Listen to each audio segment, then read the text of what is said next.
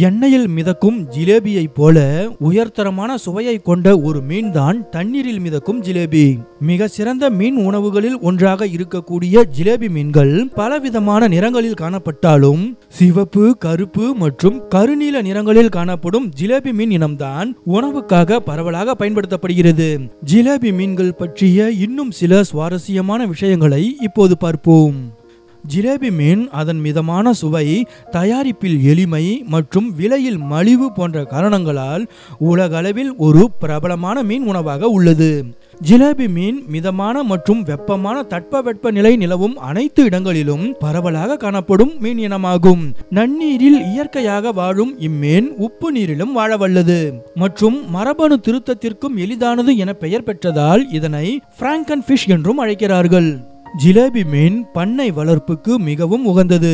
ஏனென்றால் அவை விரைவாக இனப்பெருக்கம் செய்கின்றன, எதையும் அதிகமாக சாப்பிடுகின்றன, நெரிசலை பொருட்படுத்தாது மற்றும் எந்த வகை நீரிலும் வளர்க்கலாம். ஜிலேபி மீன் உற்பத்தியில் சீனா தான் உலகளவில் முதலிடத்தில் உள்ளது. அந்நாடு உலகின் மொத்த ஜிலேபி மீன் விநியோகத்தில் சுமார் 50% அதிகமாக உற்பத்தி செய்கிறது. உயர் தரமான மீன் பண்ணைகளில் வளர்க்கப்படும் ஜிலேபி மீன்கள் கர்ப்பிணி பெண்களும் பாலூட்டும் தாய்மார்களும் சாப்பிடுவதற்கு உகந்த மீன்களாக கருதப்படுகின்றன. ஏனெனில் ஜிலேபி மீன்கள் குறைந்த பாதரசத்தையும் குறைந்த அசுத்த உள்ளடக்கங்களையும் கொண்டவை. மனிதனின் உணவு பயன்பாட்டிற்கு மட்டுமன்றி ஜிலேபி மீன்கள் மற்றொரு விஷயத்திற்கும் பயன்படுகின்றன. அதாவது கொசுக்களின் பெருக்கத்தை கட்டுப்படுத்தி அதன் மூலம் வெஸ்ட் நைல் வைரஸ் அல்லது டெங்கு ஜுரம் போன்ற நோய்களை தடுக்கும் நீண்ட வரலாற்றை ஜிலேபி மீன் கொண்டுள்ளது. எனவே வெப்பமண்டல பகுதிகளில் குட்டைகள், குளங்கள் போன்ற நீர்த்தேக்கங்களில் ஜிலேபி மீன்களை விடுகிறார்கள்.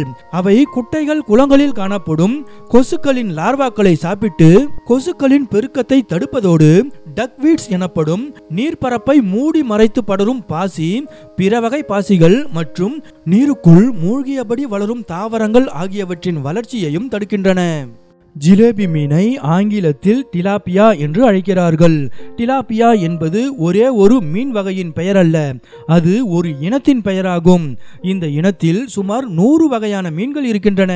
இருப்பினும் கருப்பு மற்றும் கருநீல நிறத்தில் பரவலாக காணப்படும் மீன்களையே பொதுவாக டிலாபியா என்று அழைக்கிறார்கள். தமிழில் நாம் ஜிலேபி மீன் என்கிறோம். ஜிலேபி மீனுக்கு மிகவும் சுவாரஸ்யமான ஒரு வரலாறு கூட உள்ளது. அதாவது இந்த மீன் பண்டைய எகிப்தின் நைல் நதியில் தான் முதலாக வளர்க்கப்பட்டதாக நம்பப்படுகிறது.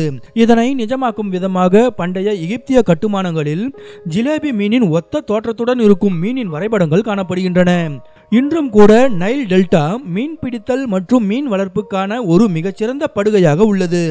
உண்மையில் இன்றைய எகிப்து நைல் நதி மீன் தொழிலின் மூலம் ஆண்டுக்கு சுமார் $1.3 பில்லியன் வருவாய் ஈட்டுவதாக சொல்லப்படுகிறது.